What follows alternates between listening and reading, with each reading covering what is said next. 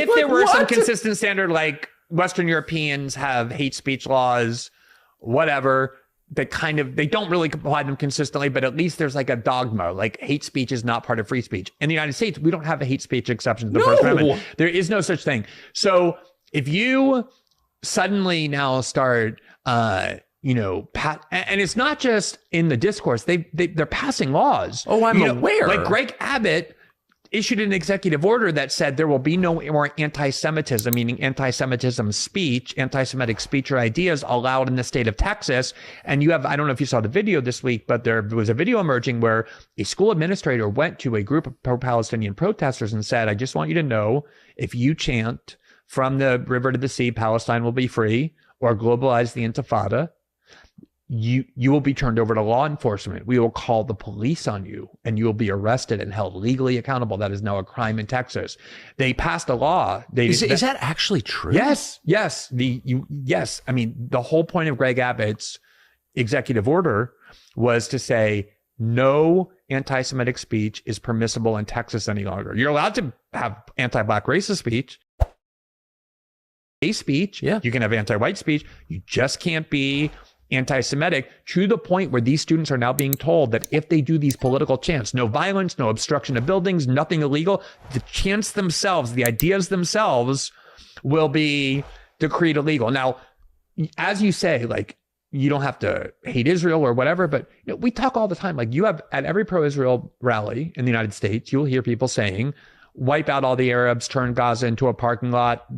Gaza belongs to Israel. We constantly talk about bombing this country, bombing that country. We're always advocating violence against this group, against this country. This country is illegitimate. There's only one country that has the protection of these laws, which is the country of Israel. As you say, like, you don't have to hate Israel or whatever, but we talk all the time. Like, you have at every pro-Israel rally in the United States, you'll hear people saying, wipe out all the Arabs, turn Gaza into a parking lot. Gaza belongs to Israel. We constantly talk about bombing this country, bombing that country. We're always advocating violence against this group, against this country. This country is illegitimate.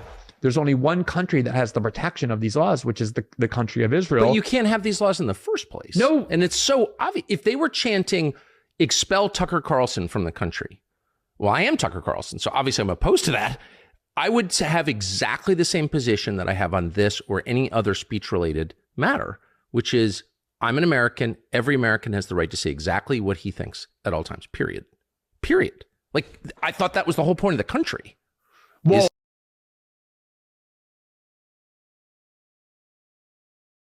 this has been the thing that the right has been scoffing out. Like, oh, these little left-wing snowflakes on campuses want the administrators to intervene and protect them from ideas that make them uncomfortable.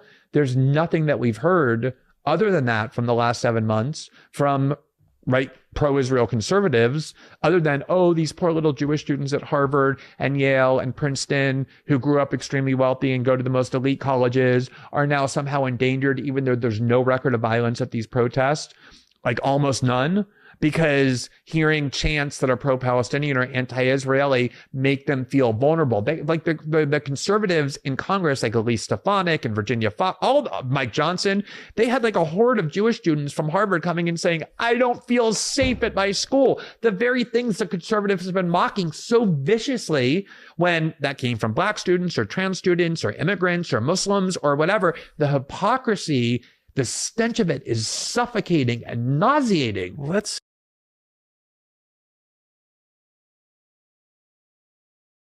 new right-wing, if not allies, like people who were followers of my work and readers and the like. But I was always aware of the fact and even saying you have a huge Israel exception embedded within your worldview, because it wasn't just since October 7th. It's been for a long time that while a lot of right-wing speech has been targeted with censorship on campus, and I've been very vocal in objecting to that, among the most common and frequent targets of censorship, both on campus and generally in the United States, have long been Israel critics. So this has been going on for a long time. This is not a new development. But since October 7th, now you listen to the pro-Israel right, and they sound exactly like the left liberals who they've been heaping scorn on for the last decade. you cannot enter a discussion with an Israel defender without them immediately accusing you of being a racist if they disagree with you. Oh, you're an anti-Semite.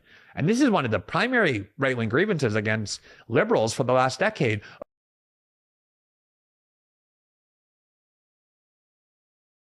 Country on every level, and we're spending all this money to benefit other countries. So the Republican Party has basically rebranded as America First, based on the idea that our primary priority should be the people of our country. I can't tell you how many Republican members of Congress or Republican journalists or pundits I've interviewed over the last 2.5 years who say we can't be financing the war in Ukraine because we don't have the money to be financing other countries' wars, nor should we be doing that. Our focus should be on our own country. And every single time, well before even October 7th, I would ask them, does that also apply to Israel? And they would kind of stammer and stutter and not want to say it. But now, you say like you don't care about Israel, and I totally understand that. The problem though is that Israel has received far more aid from the United States than any other country by far over the last 3 to 4 decades. We pay for their military. We pay for every time there's a new war, we send them billions and billions and more on top of the $4 billion a year that Obama negotiated with Netanyahu. Washington Post op-ed, the headline was, if you boycott Israel, we'll boycott you. Now, 6 months before that and 6 months after, by executive order, he required state employees to boycott the state of North Carolina and then the state of Indiana in protest of their bathroom bills that they enacted for, if you have to use the bathroom of your biological choice. So not only are you allowed to boycott your own country and harm economically the citizens of other states, Andrew Cuomo actually ordered boycotts of American states while at the same time banning anybody from boycotting the state of Israel. It's a single country that has all kinds of special privileges and rights. And let me just tell you another thing. Did anyone say anything about this? Well, I was writing about it all the time, but few people cared. Finally, those cases got brought to the courts, and thankfully, courts have overwhelmingly, almost unanimously said this is a grave violation of the First Amendment and are being struck down. A good friend of yours, and a longtime political ally.